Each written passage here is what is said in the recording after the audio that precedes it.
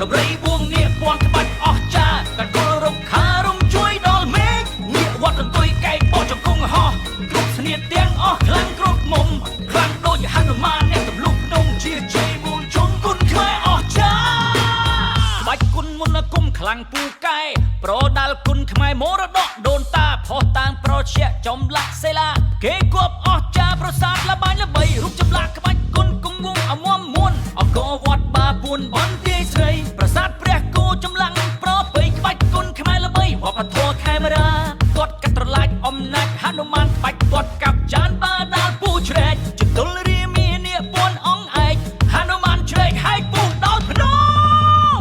កណ្ដាប់ដៃសជ័យកែកសក់ស្លាប់ហនុមានបងក្រាបក្បាច់ពុះបបតាដំរីបួងនាគពាន់ក្បាច់អស្ចារ្យកាត់គល់រំខារំជួយដល់មេឃនាគវត្តន្ទុយកែកបោះចង្គង់ហោះគ្រប់ស្នៀតទាំងអស់ខ្លាំងគ្រប់មុំខ្លាំងដូចហនុមានអ្នកទម្លុះភ្នំជាជ័យមូលជុំគុណខ្មែរអស្ចារ្យ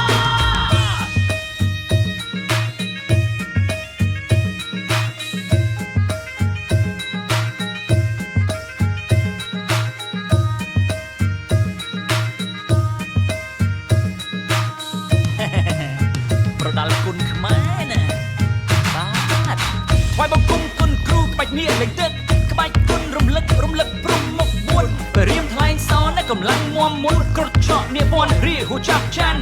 ត្រមុំជួមលុបកសិករធ្វើស្រែទូភីពូកែរទ្ធីក្លាហានទូភីលេងស្នេហ៍សំដែងរឹតបានក្បាច់ហនុមានសំដែងរឹតជ័យ